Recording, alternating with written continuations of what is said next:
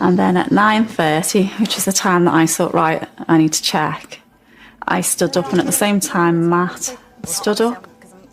No, you stay. Matt and Rachel were actually staying in the apartment next to us, 5B. 9 adults. 1 vanished child. No witnesses outside the circle. What if your friend's daughter disappeared, and you were asked to remember where you were that night, but your timeline didn't quite fit? What if admitting the truth meant exposing your own negligence, or worse, implicating people you trust? In the story of Madeleine McCann, the silence of the Tapas 7 has never been broken. Was it loyalty, fear, or a quiet understanding that speaking out could destroy them all? On the evening of May 3, 2007, in the coastal town of Praia da Luz, Portugal, something unthinkable happened. A 3-year-old British girl vanished from her holiday apartment while her parents were dining nearby. That child was Madeleine McCann. What makes this case uniquely haunting is not just the disappearance itself, but the silence that followed it. A silence held tightly by a group of 7 friends, now known as the Tapas 7, who were vacationing with Kate and Jerry McCann at the Ocean Club Resort. At around 6:30 p.m. that evening, David Payne, one of the McCann's closest friends, claimed to have seen Madeleine for the last time. He said he stopped by their apartment between 6:30 and 6:40 p.m. and briefly observed Kate and the children. This simple moment became a keystone in the narrative that followed. According to his account, Madeleine was alive, well, and ready for bed. But no independent witness ever confirmed seeing her after that. Not a hotel staff member, not a neighbor, not a passerby. From 6:40 p.m. onward, Madeleine's presence exists only in the memories and statements of those within the group.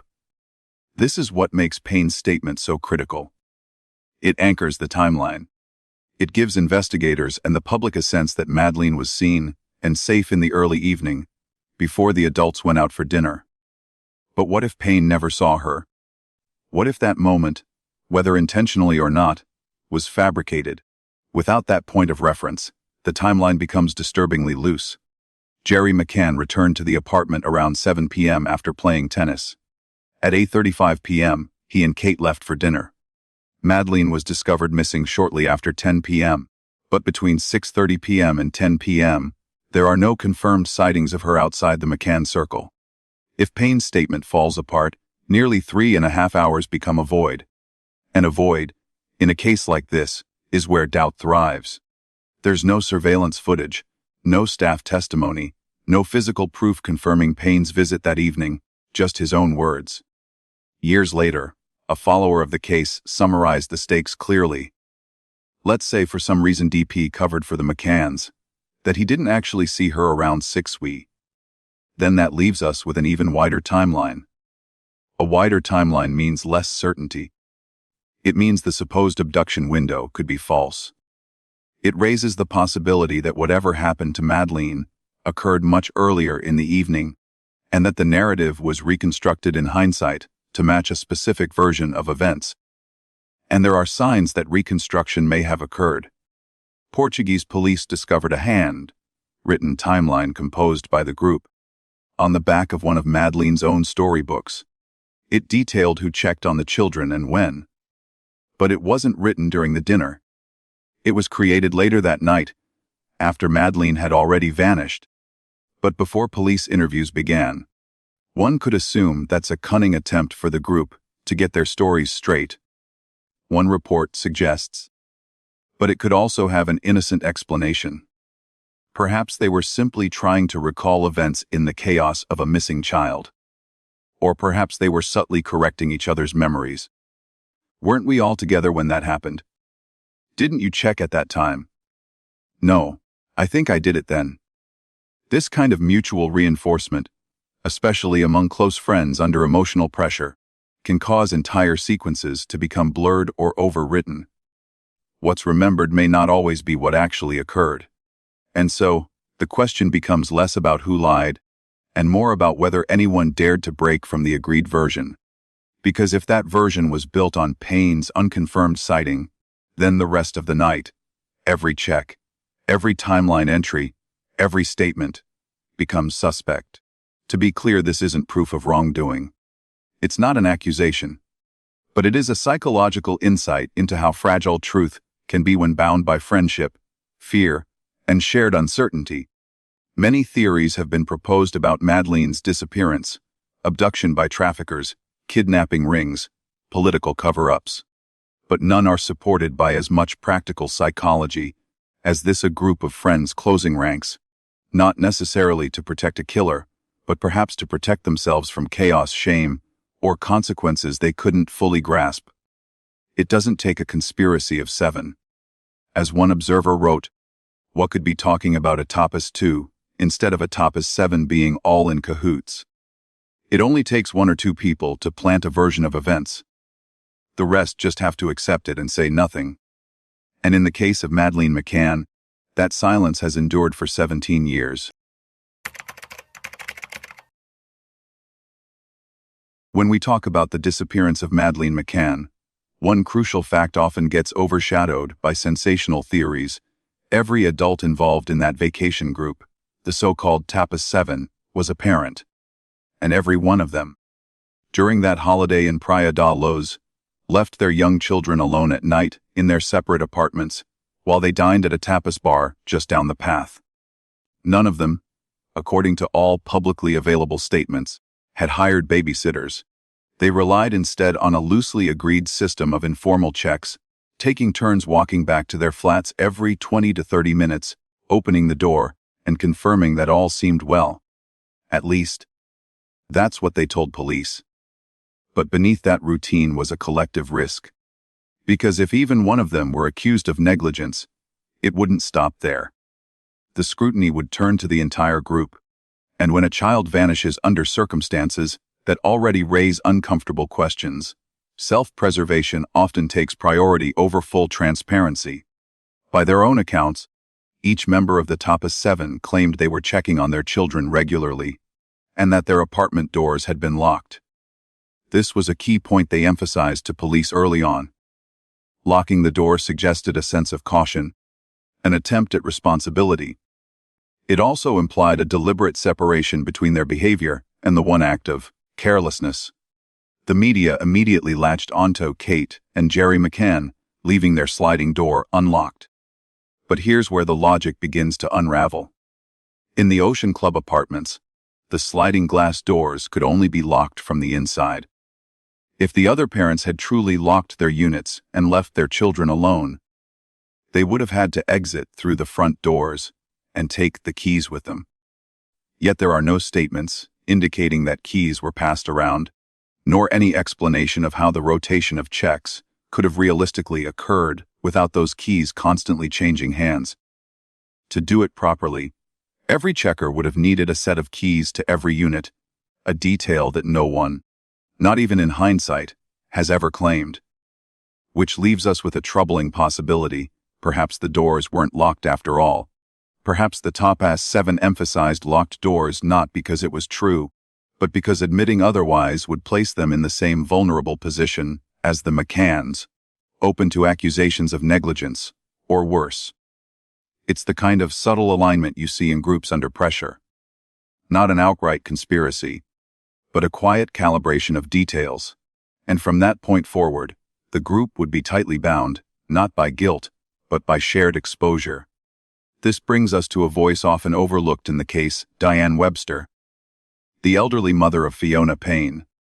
As the oldest member of the group, and not a parent of young children herself, Diane played more of an observer's role. She was the only one not involved in the alleged child-checking rotation. And according to later reports, she seemed a little taken aback by this practice of kid-checking. That hesitation is revealing. Why would she be surprised by something the group claimed was routine? Unless, of course, it wasn't routine at all. Unless the idea of rotating checks was something improvised after Madleen went missing, hastily agreed upon and retroactively inserted into the narrative to make everyone appear more diligent than they were. Of the entire group, only one person, Matt Oldfield, was ever clearly documented as having left the table to check on the McCann children that night. And even his account would later shift. First, he said he had looked in on Madleen and her siblings. Later, he revised his statement to say he had only listened at the door. A change, perhaps, but a crucial one in the timeline that would shape the entire investigation. Now consider the psychological pressure at play. These were British citizens in a foreign country, surrounded by unfamiliar laws, speaking to police through translators, and processing the trauma of a missing child. But they were also aware that their decisions, specifically the decision to leave young children alone while dining, might not be easily defensible, either in Portugal or back home. Even the suggestion that one of them had been careless could unravel the rest. The media frenzy was already building. Cameras were arriving.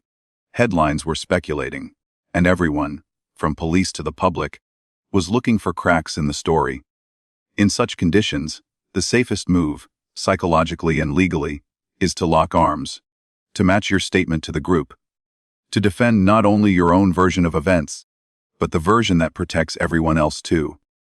That's why no one claimed to have left their door unlocked. Why no one said, "I forgot to check that night." Why no one, even 17 years later, has publicly questioned the group's story. Because breaking with the group narrative would invite attention, challenge, and suspicion. It would create distance. And in this context, distance is danger.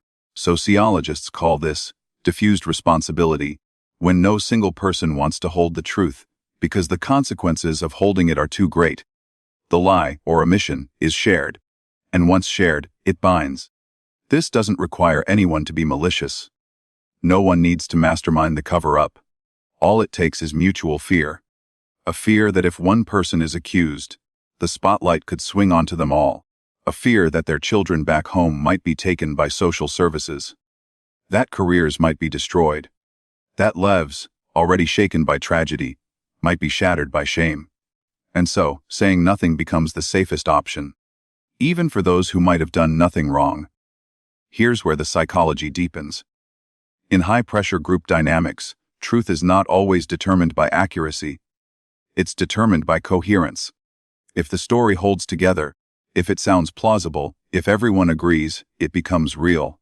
And any deviation, no matter how honest, becomes a threat to that fragile cohesion. This is what makes the Tapas 7 silence so impenetrable. It's not that someone is necessarily hiding a crime.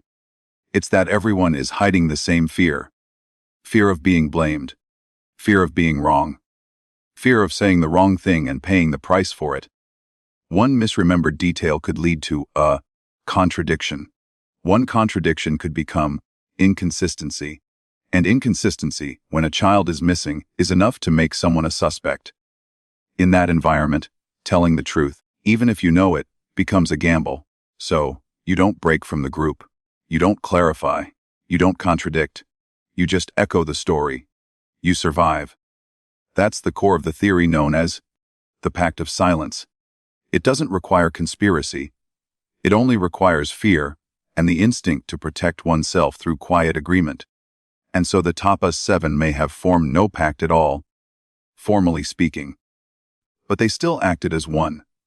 Not because they were all guilty, but because in that moment, as the world turned its gaze toward them, they couldn't afford not to be unified. And unity, in the face of scrutiny, often demands silence. In cases of disappearance, few things are more critical than time. Who saw the victim last? When? What did they see? In the disappearance of Madeleine McCann, the timeline for the night of May 3, 2007, was constructed not on verified timestamps or surveillance footage, but on memory, emotion, and statements that shifted more than once. One of the most pivotal components of that evening's timeline came from Matt Oldfield, one of the McCann's close friends and a member of the Tapas 7. He was among the handful of people who claimed to have checked on the McCann children that night. According to his original statement, Matt said he checked the McCann apartment around 9:30 p.m., claiming to have looked inside the room and found everything in order. This was taken as the last moment, other than Kate's eventual discovery, when someone had eyes on Madleen and her twin siblings. But then his statement changed. In a revised version, Matt clarified that he had not, in fact, seen Madleen. He had simply listened from outside the room, heard what he believed to be normal sleeping sounds, and assumed all was well. He hadn't entered the bedroom. He hadn't laid eyes on the children. He hadn't confirmed anything visually at all. That distinction between seeing and hearing wasn't minor. It was seismic. Because without a visual confirmation, there was no direct evidence that Madleen was alive at that time. His adjustment cast a shadow over the 9:30 checkpoint that investigators had previously taken as a certainty. And in doing so, it widened the window of potential disappearance significantly. It also revealed something deeper, that in a group bound by trauma and perhaps fear, even the clearest memories could become clouded, revised, or, deliberately or not, reconstructed. Another key moment in the timeline came just 15 minutes earlier, at 9:15 p.m., when Jane Tanner, another member of the Tapas 7, claimed she saw a man carrying a small child away from the direction of apartment 50A. Her description would go on to form the bedrock of the initial abduction theory. But there was a problem. At the time Jane claimed to see the man, Jerry McCann and neighbor Jez Wilkins were standing outside the apartment, engaged in conversation, in the exact same area Jane said she walked past, yet neither Jerry nor Jez recalled seeing Jane Tanner at all. You have them trying to make Tanner's sighting work with their timeline, and having Jerry and Jez Wilkins both deny seeing her. It's not impossible for people to miss one another. But in this context, with such a crucial observation at stake, the lack of corroboration struck many as odd, and for some investigators, it cast doubt on the entire man-carrying child sighting. Was it real? A trick of the eye? Or a misplaced memory given outsized significance? While the statements from the Tapas 7 were already inconsistent, further complications came from neutral third parties, namely, the restaurant staff.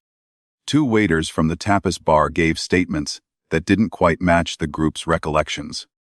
According to waiter 1, he saw one man leave the table for about 15 minutes and a second man for about 30 minutes. He believed the second man was the father, possibly Jerry McCann. Waiter 2 also recalled one man being gone for approximately 15 minutes. Waiter 1 said one man left the table for 15 minutes and a second man left for 30 minutes. Thought the second man was the father. Waiter 2 said he saw a man leave for 15 minutes.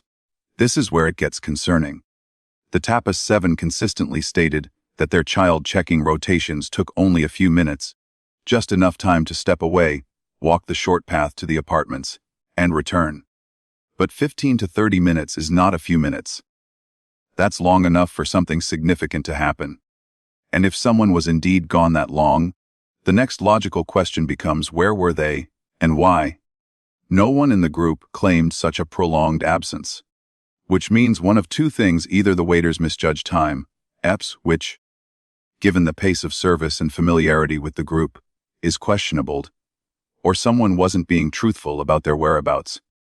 Layered on top of these inconsistencies was another subtle, but critical issue: the architecture of the apartments themselves.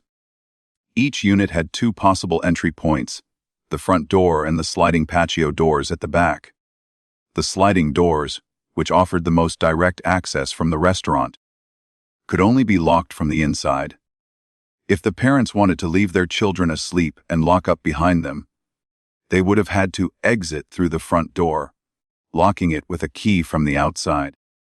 Now consider what the group claimed, that they each locked their apartments and conducted checks throughout the night. For that to be true, they would have needed to carry individual sets of keys for every apartment or pass them between one another. Yet no one ever reported doing that. There's no mention of shared keys, no detail about retrieving them, and no acknowledgement that the setup would have been far more complicated than casually walking over and peeking in. Those doors gave access to the patio and presented the most direct route. But if every other apartment was fully locked, the parents would have to take longer paths to enter them through the front door. This creates a logistical contradiction. If the doors were locked as claimed, the child checks were either exaggerated, inconsistent, or impossible without a key exchange system that no one described. Put together, these discrepancies paint a troubling picture. The timeline of the night wasn't confirmed by surveillance, digital timestamps, or third-party witnesses. It was reconstructed from shifting stories, shaky memories, and inconsistencies that grew more pronounced the more you tried to align them. There's no verified moment after 6:30 p.m. when Madleen was seen by anyone outside her family and friends. Matt Oldfield's visual confirmation at 9:30 vanished under closer scrutiny. Jane Tanner's sighting at 9:15 was unsupported. The waiter's observations conflicted with the group's narrative, and the practical logistics of apartment access didn't match the story that was told. What this suggests isn't necessarily a calculated cover-up, but something more psychologically complex. That the timeline reflects not what happened, but what needed to be believed. Some of the inconsistencies in the Tapas 7 statements might have simple explanations. It doesn't mean they were convinced by the McCanns to cover for them. All it means is that the timeline could never be firmly established. And when a timeline can't be firmly established, the truth becomes fluid. Not because everyone is lying, but because the pressure to be consistent overrides the ability to be accurate. In the chaos of that night, the group may have unintentionally crafted a narrative that seemed plausible, protective, and emotionally safe. But in doing so, they may have lost the one thing investigators needed most clarity.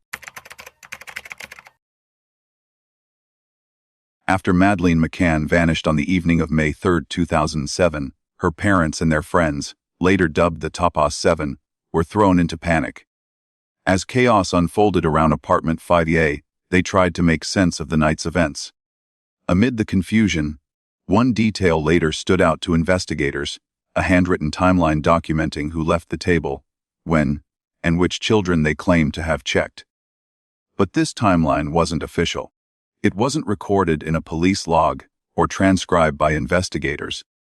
It was written on the back of one of Madeleen's storybooks after she was reported missing, but before the group gave formal statements to the police.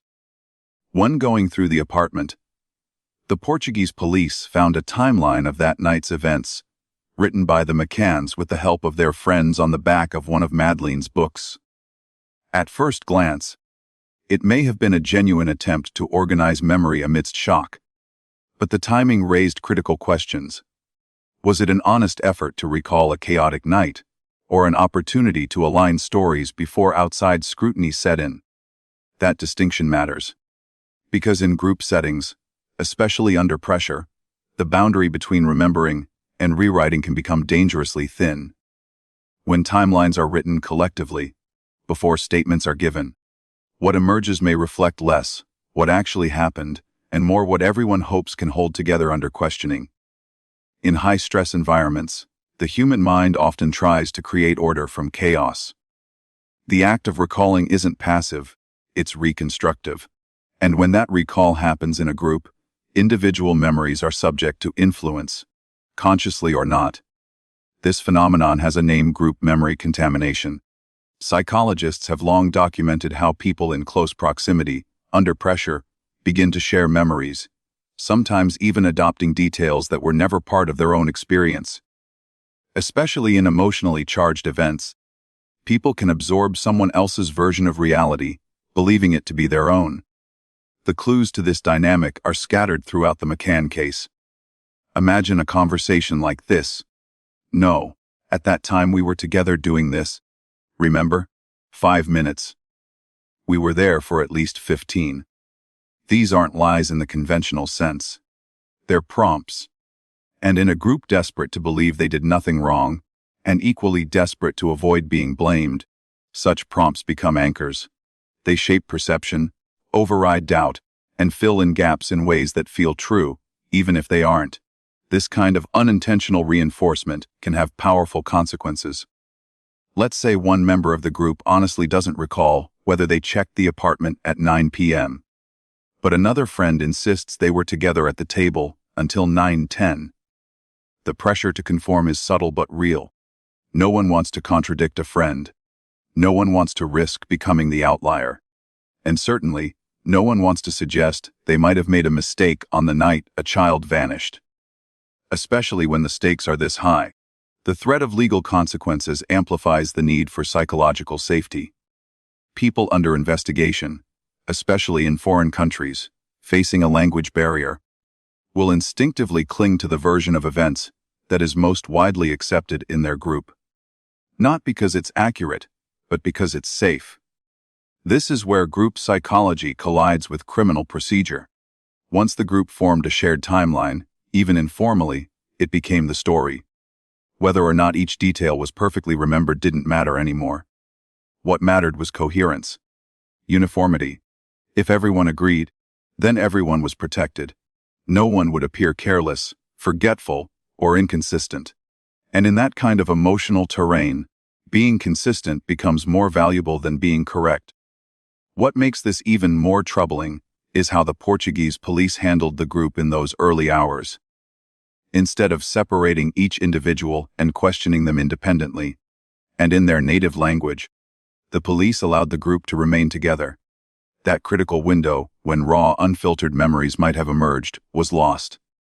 As one later observer noted, had they been separated immediately and questioned intently by people who spoke the same language, I think the police would have gotten further in the right direction. This, many believe, was a strategic error, a failure to capture what's known as raw memory, the unprocessed, personal recollections formed before outside influence can take hold. Because once the group had time to speak among themselves, even casually, their versions of events began to harmonize. Maybe not intentionally, but inevitably. Each time one person mentioned a detail, others absorbed it. Each time someone expressed certainty, others adopted it. And with every hour that passed, the shared narrative grew stronger, less about what happened and more about what needed to have happened. To protect the group, to protect themselves. It's important to note that this doesn't necessarily indicate guilt. The desire to create a coherent, innocent timeline is human. It's a defense mechanism as much as it is a strategy. But it also means that the timeline the public sees today may not reflect objective reality. It reflects the version of the night that felt safest to remember. So when investigators or journalists question whether the group was covering something up, the answer may be more complicated than yes or no. They may have been protecting each other from legal scrutiny, or they may have been protecting themselves from a terrifying possibility that someone among them made a fatal mistake. And once that collective memory is set, it becomes incredibly difficult to challenge. Anyone who now contradicts it would seem suspect. Anyone who admits uncertainty risks becoming the weak link. And so, the pact, whether spoken or not, remains intact. In the end, the timeline written on the back of Madeleine's book was more than a list of times and actions. It was a symbolic shield, a shared story, a narrative constructed not necessarily to deceive, but perhaps to survive. And the more time passes, the more difficult it becomes to know whether that timeline reflects the truth of what happened, or the truth they needed to believe. In every criminal investigation, the smallest details often carry the greatest weight. A latch, a window, a door left open, or not. In the disappearance of Madeleine McCann, one such detail quietly shaped the psychology of the group, and the unfolding of the narrative, a sliding glass door. Jerry McCann, Madeleine's father, admitted early on that he had left the sliding patio door to their apartment unlocked. It was, he explained, simply more convenient. The McCanns were staying just steps away from the Tapas bar, where they dined each night with their friends. Leaving the door open allowed them to check on their children without fumbling for keys or entering from the front. At face value, it seemed a small and understandable risk. But this admission, that he deliberately left the door open, set Jerry apart from everyone else in the group, because none of the other members of the Tapas 7 admitted to doing the same. Despite all of them following a similar routine, leaving their young children asleep in nearby apartments while they ate dinner, not a single one of them acknowledged leaving doors unlocked. In their statements, each insisted that their doors were securely locked when they left for the restaurant that night. This created a subtle yet significant divide. Jerry's honesty became an inconvenient outlier. It opened the door, so to speak, to questions of negligence, not just for him, but potentially for the others as well. And in a group where self-protection had suddenly become essential, silence became the safest answer. By not confirming or denying Jerry's admission, the others avoided aligning themselves with a detail that could attract legal scrutiny. After all, if one parent admitted to leaving their children vulnerable, what would happen if it turned out they all had? What if Madeleine's disappearance had been preventable and someone had to answer for it? In this context, not mentioning the door at all became a form of defense, a shield, and thus a pact, not necessarily coordinated or spoken aloud, but deeply understood. The door wasn't the only point of entry under scrutiny. Kate McCann, upon discovering Madeleine was missing at approximately 10 p.m., reported that the window in the children's bedroom was open, with the curtains blowing in the wind. She believed this to be evidence of a break-in, a sign that an intruder had climbed in and taken her daughter. If that were true, then the sliding door left open by Jerry would have had no bearing on Madeleine's disappearance. In fact, bringing it up would only complicate the abduction theory. If the abductor came through the window, why mention the sliding door at all? And so, again, the group had a reason to let the door detail quietly fade. Not only did it invite unwanted questions about personal responsibility, it also muddied the narrative the group seemed to be embracing, that an external actor had entered by force and taken the child. This is where a single admission, Jerry's unlocked door, begins to cascade. Because once one person acknowledges a potential lapse, everyone else must account for their own behavior. If Jerry left his door open and Madeleine was taken, then what about the others? Did they also leave their doors unlocked? Did they check on their children as often as they said they did? Did they check at all? Faced with that chain reaction, the group responded not by contradicting Jerry, but by emphasizing their own caution. "We locked our doors," they said. "We checked on our children regularly." Everything seemed normal. These statements may not have been lies, but they might not have been the whole truth either. They may have been softened, shaped, or adjusted just enough to preserve the story the group needed, that they were careful, attentive, and responsible parents who were blindsided by a tragedy beyond their control. This effect is sometimes called protective alignment, the subtle shift in testimony that keeps everyone inside a shared safe zone. It's not necessarily malicious, but it is intentional. And once it begins, it rarely stops with just one detail. As the group recounted the night's events, another common phrase began to surface. "I'm not sure. I think it was around then. Maybe it was that night. I can't remember exactly." In ordinary settings, such vagueness is harmless. But in the context of a criminal investigation, it becomes a form of psychological defense. When you don't want to contradict anyone, but also don't want to commit to a version of events that may later prove false, you default to uncertainty. It becomes a kind of emotional firewall, protecting the speaker from blame while still keeping them inside the safety of the group. How often, when you're out with a large group, do you keep track of where everyone is? Most people in social situations tend to be mostly attentive to their own partners. That's what one passage from the case notes observed. In large groups, attention is fragmented. People focus on themselves, their spouses, their drinks, their food. They don't necessarily notice who left the table, when, or for how long. And in that ambiguity, memories blur. Or worse, they become interchangeable. In such an atmosphere, "I don't recall" becomes a survival mechanism.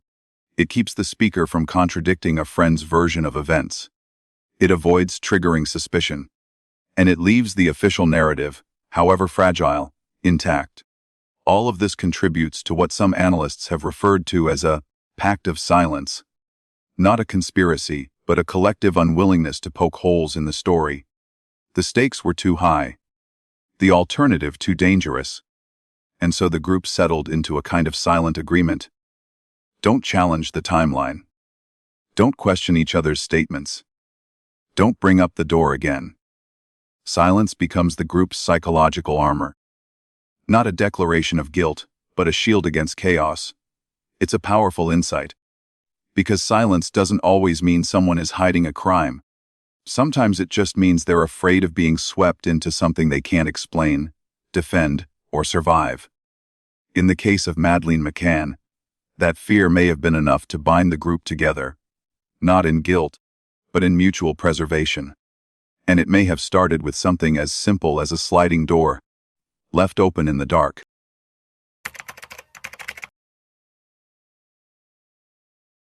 When reconstructing the timeline of Madeleine McCann's disappearance, one obstacle persists across every police file, interview transcript, and independent analysis: the stunning absence of reliable memory. The people closest to the event, those who shared dinner, vacationed together, and alternated checking their sleeping children, consistently offer timelines marked by confusion, contradiction, and vagueness. At first glance, these inconsistencies seem suspicious. But delve deeper, and another explanation emerges: not every hole in memory is an act of deception. Some are built on wine, stress, and the subtle power of suggestion. In the hours leading up to the moment Madleen was reported missing, the adults in the so-called Tapas 7 group were drinking wine. Not just a single glass with dinner, but multiple rounds, starting from the afternoon and continuing into the late evening. They were, after all, on vacation at a luxury resort with unlimited drinks and minimal responsibilities. In that relaxed environment, it wasn't unusual to lose track of who left the table, when they left, or why they left. As one analyst bluntly noted, they had no reason to be documenting the times they got up and left the table, and I'm sure several bottles of the quality of wine you get free in all-inclusive resorts wouldn't help your mind much, especially as they were drinking earlier in the day and all week. The remark isn't just flippant. It highlights the core challenge facing investigators. When memory is compromised, not deliberately falsified, but chemically and socially dulled, what does a timeline even mean? The Tapas bar dinner on May 3 wasn't a military operation.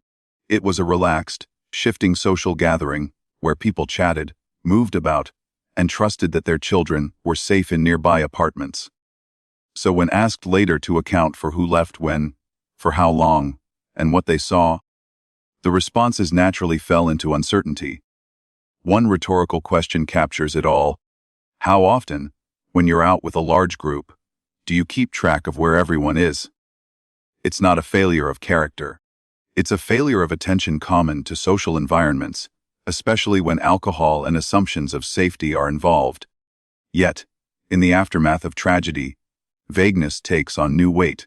Each, I think, or I believe it was around that time, becomes a possible deflection. What once was a casual night now demanded legal precision. In that pressure cooker, memory gaps weren't just excused, they were needed.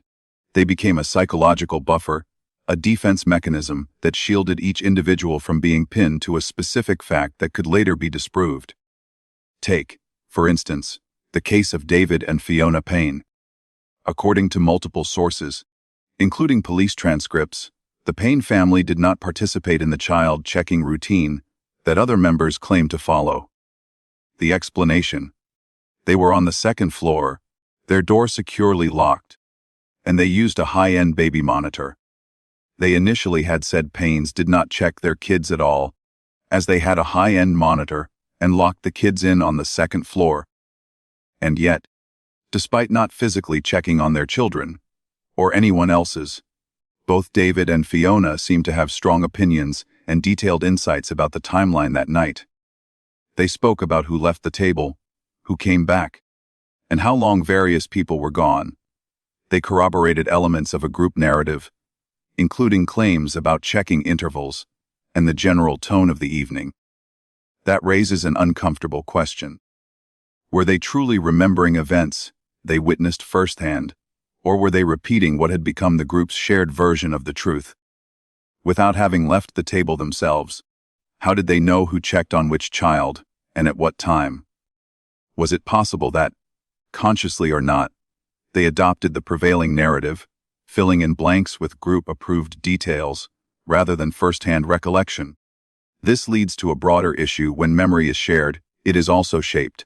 Psychologists refer to this as memory contamination. particularly in high-stress environments. One person says, "We were all together around that time, weren't we?" And the other, wanting to support and afraid of creating friction, agrees, even if they aren't sure. Multiply that across 7 people, in a foreign country, facing scrutiny, and the result is a timeline that feels stable only because no one dares to disturb it. Crucially, many of the inconsistencies from that night might not stem from lies, but from natural distortions. As one author reflected, some of the inconsistencies in the Tapas 7 statements might have simple explanations. All it means is that the timeline could never be firmly established. And therein lies the paradox: a timeline with many moving parts, unclear participants, and contradictory testimony is more difficult to investigate, but also more difficult to disprove. In some ways, not remembering became the safest position of all. It gave each member of the group plausible deniability, without directly accusing or contradicting anyone else. It allowed them to remain within the collective memory bubble, protected from further inquiry. If one person had said, "I'm sure it was 9:20, and another insisted, "No, it was after 9:30, then suspicion would fall on both. Instead, ambiguity became a form of unity.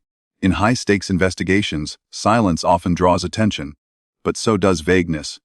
In the case of the Tapas 7, the lack of hard statements, specific timestamps, or confident recollections suggests not necessarily a conspiracy, but a powerful need to avoid conflict, contradiction, and consequence. The fogginess may not be tactical in a criminal sense, but in a psychological one. No one wants to be the first to point, nor the first to be wrong. Whether this uncertainty was sincere or strategic remains an open question. Some memory failures were likely real, created by wine, stress, and distraction. Others may have been more calculated, shaped by the unspoken knowledge that the fewer definitive statements one makes, the fewer ways one can be held accountable. In such a system, "I'm not sure" is safer than "I know." Ultimately, what emerged from that night is a timeline not of actions, but of impressions. Not a map of movements, but a mosaic of maybe. And within that murky framework, the truth about what happened to Madeleine McCann remains just out of reach, hidden not only by darkness or deception, but by the very nature of human memory itself.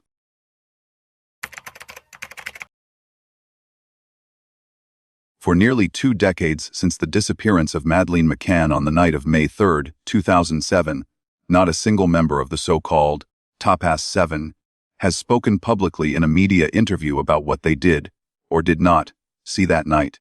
This prolonged and complete silence is in stark contrast to the McCanns themselves, who have participated in multiple interviews, authored books, and made frequent appearances in international media. While Jerry and Kate McCann consistently position themselves in the public eye to advocate for their daughter's return, their close friends, those who dined with them that night at the Tapas bar, have remained firmly behind the curtain, untouched by media scrutiny and unrevealed in personal testimony. The reasons for this collective silence appear to run deeper than mere privacy. Most members of the Tapas 7 were accomplished professionals, many of them physicians with respected positions in the UK's medical community. In such a field, reputation and trust are everything. Being drawn into one of the most controversial missing child cases in modern history, especially one still steeped in doubt, theories, and unresolved questions, would carry immense professional risk. Speaking out could potentially invite legal exposure, media misrepresentation, or professional ostracism. For individuals with families, children of their own, and long-standing medical careers, the cost of public scrutiny was too high. Silence was not just a choice, it was a necessity for self-preservation. And yet, one might wonder, was this silence truly voluntary, or was it also held in place by more subtle forms of pressure? There are those, former detectives, legal analysts, and independent investigators, who believe that an unspoken agreement may have existed among the group. Not a formal document, perhaps, but a mutual understanding, a tacit memorandum of silence, designed to ensure that no one would contradict the others publicly or inadvertently bring inconsistencies to light. Such a theory, while speculative, gains strength from the remarkable consistency seen in their early police statements, an alignment that some analysts have described as too synchronized to be organic. The idea of an informal pact becomes even more plausible when one considers the professional dynamics within the group. Several of the Tapas 7 had worked in overlapping sectors within the UK medical establishment. They shared more than just a holiday. They shared professional networks, possibly medical boards, and a collective identity as part of a respected elite. In such circles, reputation travels quickly. To diverge from the group narrative might not only risk personal backlash, but also threaten one's standing in the entire profession.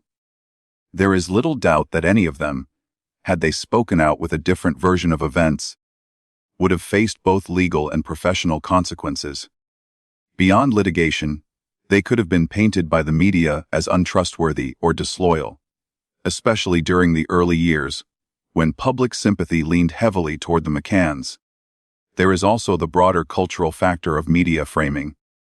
In the UK, particularly in the first phase of the investigation, the press overwhelmingly portrayed Gerry and Kate McCann as grieving parents, wrongfully maligned by foreign incompetence and conspiracy theories. This sentiment created a difficult environment for anyone in their orbit to question the dominant narrative. To go public with doubts or deviations would have meant, at best, swimming against the tide, and at worst, being dragged down by it. But silence does not always imply agreement. In fact, among the Tapas 7, there were subtle signs that not all were equally aligned. Diane Webster, the elderly mother of Fiona Payne, was one such figure. Unlike the others, she occasionally expressed uncertainty about some of the details that were supposed to be shared truths. For example, she seemed genuinely confused by the notion of rotating child checks, a routine that the group later claimed to have followed consistently. Her reactions suggested either that this practice was not as well established as the others claimed, or that she had not been fully included in the group's version of events. This small fracture in unity hints at a deeper psychological reality. Even if some members felt uncomfortable with the agreed-upon account, the pressure to conform, to avoid causing disruption or becoming the one out, was likely overwhelming. In situations of high stress, people often align with group memory, not necessarily out of deception, but out of fear, confusion, or even a desire to help. Over time, the act of staying silent becomes easier than untangling the past, and as months turned into years, that silence hardened into the status quo. Ultimately, the refusal of the Tapas 7 to speak publicly should not be simplistically interpreted as guilt, but neither should it be dismissed as trivial. Their silence matters. It represents a missing piece in the larger puzzle, a gap in the story that has never been filled, despite the intense global focus on Madeleine McCann's disappearance. It may not prove wrongdoing, but it does point to an overwhelming instinct to protect themselves, their families, and their reputations at all costs. In a case defined by contradictions, media battles, and international intrigue, the silence of those closest to the scene may be one of the most enduring enigmas of all. 17 years after Madeleine McCann disappeared from apartment 5A in Praia de Luz, Portugal, the fog surrounding that night has only thickened. Despite hundreds of witness statements, pages of police reports, and countless media documentaries, a core hypothesis quietly persists among independent investigators. Perhaps only 2 or 3 people among the 9 adults present that night truly know what happened. The rest, friends, spouses, witnesses, might simply be shadows circling a narrative they didn't author. The group of 9, often referred to as Tapas 7, alongside Gerry and Kate McCann, were on vacation with their children. They dined together at the resort's tapas bar, every evening while taking turns to check on their sleeping children in nearby apartments. It's a detail that has been repeated endlessly, becoming accepted lore. But what if that structure, so often treated as uniform, was, in truth, never as synchronized as it seemed? The label, Tapas 7, suggests a monolithic group, a chorus of voices speaking in harmony. But dissecting their actions on May 3rd reveals a different picture. In reality, only 2 or 3 members played central roles during the critical moments of the night. Matt Oldfield, for example, claimed to have checked the McCann's apartment around 9:30 p.m. Initially, he said he saw the twins sleeping and heard no noise. Later, he revised his statement, admitting he never actually saw Madleen but only heard quiet from the room. Jane Tanner stands out as the only member who claimed to see a man carrying a child at around 9:15 p.m. Her sighting became the foundation of the early abduction theory. Yet, no one else saw the figure, not even Jez Wilkins, who was speaking to Jerry McCann near the same location at that very moment. That critical inconsistency casts doubt on whether Jane's account was genuinely her own or unconsciously tailored to fit a narrative evolving in real time. Then there's David Payne, a person of growing interest for investigators and skeptics alike. He is believed to have been the last person, outside the McCann family, to see Madleen alive, allegedly visiting the apartment earlier that evening. Payne has remained completely silent publicly since the case broke, and while no formal charges have ever been filed against him, his name has surfaced in multiple layers of scrutiny involving behavioral concerns and unanswered questions. In contrast, individuals like Diane Webster or Russell O'Brien appear almost tangential to the night's key moments. Their statements echo the general narrative, but offer no new information. Their presence is more supportive than central, suggesting that the true story may have been crafted by a smaller, inner circle, while the others simply nodded along. One of the most debated elements of the McCann case is the creation of alibis during the critical window of time when Madleen is believed to have gone missing.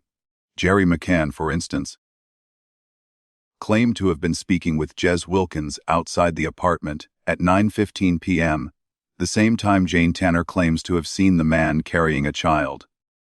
This alignment of testimonies appeared to place Jerry firmly outside the apartment, away from any suspicious activity. But problems soon arose. Jez Wilkins never saw Jane Tanner walk past them. Jane insists she walked right behind both men. How could 3 adults be standing in the same spot during a crucial moment, yet fail to witness each other? It raises the unsettling possibility that the chance meeting between Jerry and Jez was more than a coincidence. It may have been strategically positioned to anchor Jerry's location at a safe distance during a high-risk window. If so, it would require the collaboration, or at least the unawareness of those close enough to verify his whereabouts. This leads to an uncomfortable, yet important distinction. Not all silence implies guilt, and not all agreement implies truth. For some members of the group, their continued alignment with the official narrative may have been driven less by knowledge, and more by lack of it. In group dynamics, especially where friendship, trust, and fear of fallout are involved, it is common for individuals to defer to more confident voices. They may accept timelines they didn't witness. They may echo statements that sound right, rather than ones they truly remember. This psychological behavior is known as plausible deniability, when people position themselves in such a way that they can credibly say, "I didn't know," without technically lying. In such cases, the goal isn't to deceive, but to survive, to avoid blame, to remain outside the zone of scrutiny, especially when the story they're hearing is being delivered by someone they trust or someone they fear. The most humane theory, yet perhaps the most haunting, is that what happened on May 3rd was not a calculated act of evil, but a tragic accident, a moment of poor judgment, panic, then a series of irreversible decisions made to protect a child, a family, or a reputation. If that's the case, then the silence that followed may not have been rooted in conspiracy, but in fear. 17 years is a long time to carry that fear. A long time to guard someone else's truth. A long time to wonder whether telling the truth now would bring justice, or simply new devastation. And so the question lingers: if only 2 or 3 people truly know what happened, are they still willing, or even able, to speak? Or has the silence now become permanent, not because no one remembers, but because no one dares to?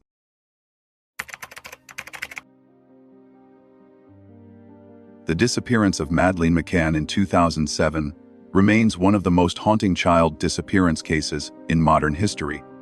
Yet beyond the mystery itself, this case offers critical lessons about human behavior, investigative procedures, media influence, and the fragility of justice when perception replaces fact. The minutes immediately following a child's disappearance are crucial. In Madeleine's case, that window was compromised. The scene was not secured, and vital evidence may have been unintentionally destroyed. This misstep underscored a vital truth. No action should be taken for granted in such crises. Don't touch anything. Don't assume anything. Call authorities immediately. Every second counts. The timeline recounted by the group was not written until after the disappearance and likely reflects what they wanted to believe, not what actually happened. Under pressure, people reconstruct memories collectively, often without realizing it. Known as group memory contamination, this effect becomes amplified when fear and confusion are involved. The lesson: witnesses should always be separated and interviewed individually in their native language as quickly as possible. Raw memory fades fast. When Jerry McCann admitted to leaving the sliding door open for convenience, the rest of the group, who insisted their own doors were always locked, were suddenly faced with a dilemma. To maintain credibility, they had to emphasize their caution and diligence, even if it meant subtly shifting their own narratives. This is how one admission can lead to a chain of minor distortions, all to preserve the group's image. In a crisis, truth can feel like a liability. While the McCanns took to the media frequently, the Tapas 7 never spoke publicly. Their silence is striking but not necessarily incriminating. It may indicate not complicity, but self-preservation. In high-profile cases, especially involving media scrutiny, remaining quiet becomes less about hiding guilt and more about surviving the storm. Silence, in this context, becomes a shield. From the beginning, the British press embraced the McCanns as grieving, blameless parents. Portuguese authorities who raised doubts were painted as incompetent. As public sympathy was swayed, investigative momentum shifted. The lesson is stark. Media narratives can influence not just public opinion, but the tone and trajectory of an entire investigation, even before courts weigh in. The case crossed national lines, occurring in Portugal but involving British citizens. Forensic contradictions and conflicting statements emerged, but no one was charged. Diplomatic sensitivities and jurisdictional complications slowed progress and clouded accountability. In cross-border cases, justice often takes a backseat to politics. Even if someone had doubts, the social pressure to conform can be overwhelming.